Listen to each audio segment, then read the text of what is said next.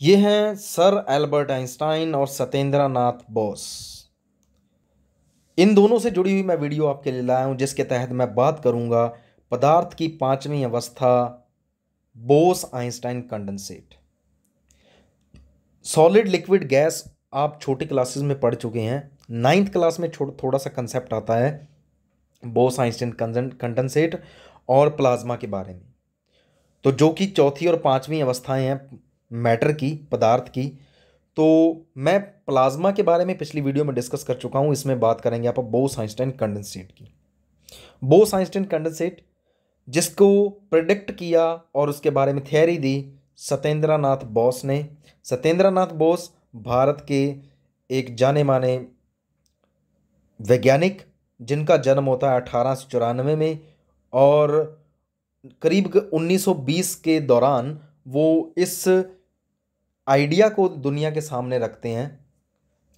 इनके द्वारा बताया गया आइडिया एक साइंटिफिक एजेंसी के द्वारा जब पब्लिश नहीं किया जाता, तो यह अपने इसी आइडिया को सर एल्बर्ट आइंस्टाइन के पास भेजते हैं ताकि क्या है वो इसको रिव्यू करें। तो एल्बर्ट आइंस्टाइन इसके ऊपर काम करते हैं और वो अपनी रिसर्च करने के बाद, कैलकुलेशंस करने के बाद पाते हैं कि कोई ऐसा मैटर हो सकता है जो कि पदार्थ की पांचवी अवस्था हो सकती है, जिसे बाद में मान लिया गया कि यह है बोस आइंस्टाइन कंडेंसेट। तो जो भी इससे जुड़े हुए पार्टिकल्स रहते हैं उन्हें बोसोन्स कहा जाता है। तो उन बोसोन्स के बारे में आप इसमें बात करेंगे। तो क्या क्या आपने डिस्कस कर लिया कि बोस आइंस्टाइन कंडेंसेट पांचवी स्टेट है मैटर की, और ये मोस्ट मिस्टीरियस मैटर है हमारे यूनिवर्स का। हम हिग्स बोसोन को ढूंढ रहे थे।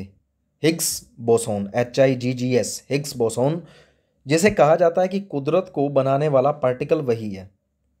ठीक है, बहुत सारे एक्सपेरिमेंट किए गए इसके लिए लार्ज हाइड्रोजन कोलाइडर मशीन के द्वारा। तो ये जो हिग्स बोसोन है ये भी एक टाइप का बोसोन है, यानी कि इस मैटर से जुड़ा हुआ एक पार्टिकल है। तो आपा बात करें कि ये मैटर बनेगा कैसे, ये बोस आइंस्टाइन कंडेंसेट, तो उसके लिए मैं एक स्लाइड पर लेके चलता हूं आपको। हमने पढ़ा था कि जब सॉलिड को हम गर्म करते हैं तो वो चेंज होता है लिक्विड में, लिक्विड को गर्म करते हैं तो वो चेंज होता है गैस में, और गैस को बहुत ज़्यादा गर्म कर दिया जाए तो उसके एटम्स इलेक्ट्रॉन को लूज कर देते हैं और आ जाते हैं आयोनिक रूप में। जब वो आयोनिक रूप में आ जाते हैं बहुत ज़्यादा टेम्परेचर के ऊपर, तब उनकी स्टेट को, उस स्टेट को कहा जाता है प्लाज्मा। प्लाज्मा, इस प्लाज्मा स्टेट का यूज़ हमारी डेली लाइफ में भी है। जो प्लाज्मा टीवी होते हैं उनमें इसी प्लाज्मा स्टेट का यूज़ होता है।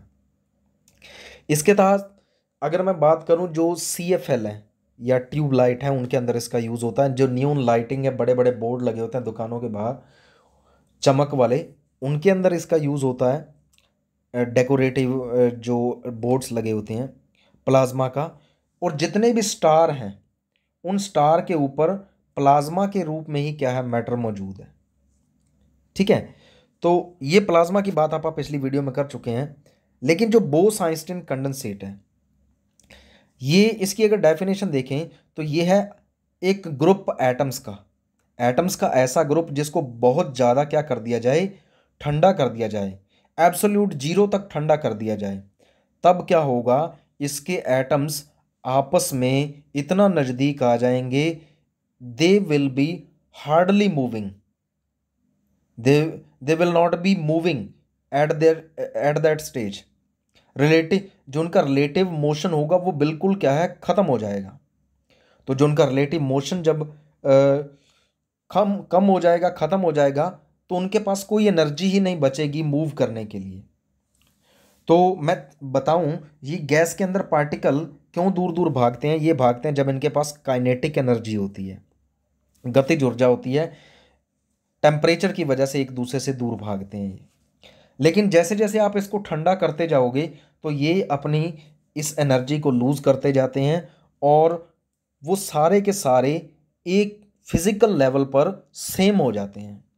अब देखिए, गैस के पार्टिकल्स को बहुत ज़्यादा अगर आप ठंडा कर दें तो वो नज़दीक आते जाएंगे, और क्या है, एक ऐसी स्टेट में चले जाएंगे कि वो सारे फिजिकल लेवल पर एक जैसे हो जाए, फिजिकल रूप में वो सारे एक जैसे हो जाएंगे। इस स्टेट को आप कह देते हैं बोस-आइंस्टीन कंडेंसेट। तो सबसे पहले रुबिडियम का यूज़ किया गया था। तो इस आइडिया को जब बता दिया गया 1920 के समय के दौरान, तो उसके बाद बहुत सारे साइंटिस्ट ने इनके ऊपर काम करना स्टार्ट कर दिया। तो सबसे पहले इसको ढूंढा गया, बनाया गया किसके अंदर, 1995 के अंदर। तो 1920 के बाद क्या है, इसके बारे में स्टडी स्टार्ट हो चुकी हुई थी। तो 1950 के दौरान, सॉरी 1995 के दौरान क्या है, ये ढूंढा गया। और सत्येंद्र नाथ बोस इसी के लिए जाने जाते हैं, बोस-आइंस्टीन कंडेंसेट के लिए। तो इनके वर्क के लिए हमारे सरकार ने इनको पद्म विभूषण भी दिया 1954 के अंदर। तो ये जो आइडिया था उनके पास आया था जब वो कलकत्ता यूनिवर्सिटी के अंदर अपनी फेलोशिप कर रहे थे। तब उनके पास, उनके दिमाग में ये आइडिया आया कि कोई ऐसा मैटर एग्जिस्ट कर सकता है। तो अगर आप अब बात करें कि ये जो मैटर बनेगा, बोस-आइंस्टीन कंडेंसेट बनेगा, ये ऐसी स्टेट बन जाएगी कि जिसमें पार्टिकल सारे के सारे इतने नज़दीक हो जाएंगे, they will not be relatively moving, और सभी के पास सेम एनर्जी हो जाएगी, और उनका सभी का ग्रुप, सारे पार्टिकल्स का ग्रुप टुगेदर, इकट्ठा एक सुपर एटम का रूप ले लेगा। मतलब वो सारा का सारा मैटर एक जैसा हो जाएगा। अब देखा जाए तो इस सॉलिड में क्या है, सारे पार्टिकल्स के पास अपनी अपनी अलग अलग एनर्जी है। इस गैस के पार्टिकल के पास सारी एनर्जी अलग अलग है। लेकिन जब भी वो बोस-आइंस्टीन कंडेंसेट में चेंज हो जाएंगे, तब क्या है, वो सारे के सारे एक ही स्टेट में आ जाएंगे और सभी का टेम्परेचर एक रहेगा। तो इसके लिए हमें एक गैसियस मैटर चाहिए, ठीक है, जिसको क्या है, आप क्या करेंगे, टेम्परेचर उसका लो करेंगे। तो सबसे पहले इसका यूज़ किया गया था रुबिडियम का ही, ठीक है। जब उसको बहुत ज़्यादा कूल किया गया, तो अब जा करके क्या है, वो चेंज होगी बोस-आइंस्टीन कंडेंसेट के अंदर। किया कैसे गया, इसके लिए यूज़ किया गया लेज़र को।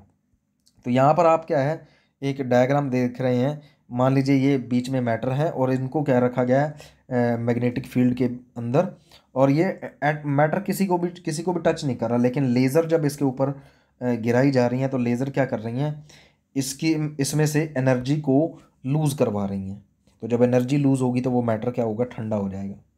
तो जब एनर्जी लूज़ होगी तो मैटर ठंडा हो जाता है। तो कोई चीज़ ठंडी और गर्म क्या कैसे होती है, जब उसके पार्टिकल्स के पास एनर्जी है तो वो गर्म है, जब उसके पार्टिकल्स ने एनर्जी लूज़ कर दी तो वो क्या है, ठंडी है।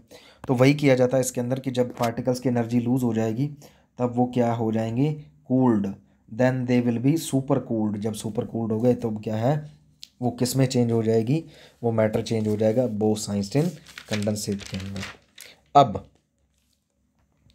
अब इसी के बेसिस पर आप पहले एक छोटी सी बात समझते हैं कि एक मैटर का, एक एटम का जो मॉडल होता है, उसमें क्या है, सेंटर पर न्यूक्लियस जिसमें प्रोटॉन न्यूट्रॉन मौजूद हैं, और साइडों में मौजूद हैं इलेक्ट्रॉन्स।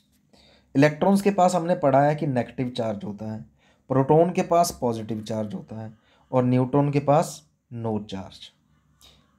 अब यहाँ पर बात करें प्रोटॉन का चार्ज, न्यूट्रॉन का चार्ज, इलेक्ट्रॉन का चार्ज कैसे डिसाइड होता है, तो ये होता है डिसाइड फर्मियॉन्स के द्वारा।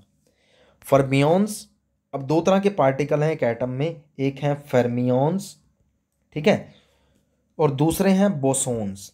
बोसोन कौन होते हैं, बोसोन वो मैटर हैं जो बोस-आइंस्टीन स्टैटिस्टिक्स को फॉलो करते हैं। मतलब जो कैलकुलेशंस बोस और आइंस्टाइन के द्वारा दी गई हैं, जो आइडियाज़ दिए गए हैं, उसको जो फॉलो करते हैं वो बोसोन्स होते हैं। और एक और दो साइंटिस्ट के नाम पर है फेर्मी डिराक। फेर्मी डिराक को जो फॉलो करते हैं उन्हें फेर्मियॉन्स कहा जाता है। ये थोड़ा बड़ा कंसेप्ट है, लेकिन अब मैं सिंपल भाषा में बता दूं तो एक मैटर में जो द्रव्यमान होता है, मास होता है, वो मास देने वाले जो पार्टिकल हैं, एक एटम में मास देने वाले पार्टिकल्स किसके बने होते हैं, फेर्मियॉन्स के, ठीक है। और इनकी इंट्रैक्शंस, मतलब इनका जुड़े रहना आपस में, या क्या है, एक दूसरे को रिपेल करना, अट्रैक्ट करना, जो भी फोर्स होते हैं, बल होते हैं, वो किसके द्वारा आते हैं? बोसोन्स के द्वारा आते हैं। ठीक है, तो फर्मियोन्स मास वाली चीज़ें बनाते हैं, पार्टिकल्स मतलब ऐसे पार्टिकल जो इलेक्ट्रॉन प्रोटॉन को भी बना रहे हैं आगे, फेर्मियोन्स। तो इनसे फेर्मियोन्स किसके मतलब जो मास वाली चीज़ें हैं, जैसे इलेक्ट्रॉन प्रोटॉन और न्यूट्रॉन, इनके पास मास होता है। इनकी इंटरेक्शन, ये दूसरों से कैसा बिहेव करेंगे, वो बोसोन्स डिसाइड करते हैं। ठीक है, तो इससे पहले एक चीज़ यहाँ पर डिस्कस करते हैं कि दुनिया पर 4 फोर्स हैं, बल, इलेक्ट्रोमैग्नेटिक फोर्स। ठीक है, इलेक्ट्रोमैग्नेटिक, मैग्नेट और इलेक्ट्रिक करंट की वजह से इलेक्ट्रोमैग्नेटिक फोर्स। ठीक है, उसके बाद दूसरा है weak nuclear force. Nuclear force नाभिकीय बल, ठीक है, जो केंद्र नाभिक की वजह से होता है। Strong nuclear force. और चौथा है ग्रेविटेशन। ये तो आपने सुना ही है, न्यूटन के द्वारा बताया गया ग्रेविटेशन। तो ये जो चारों फोर्स हैं, ये इंट्रैक्शन ही हैं, मतलब एक मैटर दूसरे के साथ क्या है, उसको खींच रहा है, धक्का मार रहा है, वो ये इंट्रैक्शंस ही हैं। इनको डिसाइड कौन करते हैं? बोसोन डिसाइड करते हैं। ठीक है, और मास को कौन डिसाइड करते हैं? फेर्मियोन्स डिसाइड करते हैं। अब फेर्मियोन्स हैं जो, वो 2 टाइप के हैं, एक तो हैं क्वार्क, ठीक है, और एक है लेप्टॉन्स। इनके बारे में मैं ज़्यादा बात नहीं करूँगा। तो क्वार्क और दूसरे कौन? लेप्टॉन्स। और इसी के साथ क्या है, जो दूसरे हुए बोसोन्स। ठीक है, अब बोसोन क्या है? बोसोन रिस्पॉन्सिबल है फोर्स के लिए, इंट्रैक्शंस के लिए। ठीक है, तो इसी की वजह से ही अपन ने इनके नाम रखे हैं। बोसोन के आगे टाइप हैं, जैसे फोटोन, ठीक है, ग्लूओन, जेड बोसोन, डब्लू बोसोन, ठीक है, हिग्स बोसोन, जिसकी मैं बात कर रहा था, हिग्स बोसोन। ठीक है, हिग्स बोसोन ये ऐसा मैटर है जिसे कहा जाता है इसी ने कुदरत को, यूनिवर्स को बनाया है। ठीक है, और अगला है ग्रेविटॉन। ग्रेविटॉन अभी तक ढूंढा नहीं गया है। ठीक है, ग्रेविटॉन ऐसा बोसोन जो किसके लिए रिस्पॉन्सिबल है? ग्रेविटेशनल फोर्स के लिए, जो गुरुत्वाकर्षण बल है उसके लिए रिस्पॉन्सिबल है ग्रेविटॉन। हिग्स बोसोन को तो ढूंढ लिया गया, इसके बारे में फाइंडिंग्स कर ली गई, ठीक है, 2012 के अंदर। तो शायद आपको समझ आ गया हो। तो कैसी लगी आपको वीडियो, आप मुझे कमेंट सेक्शन में बताएं।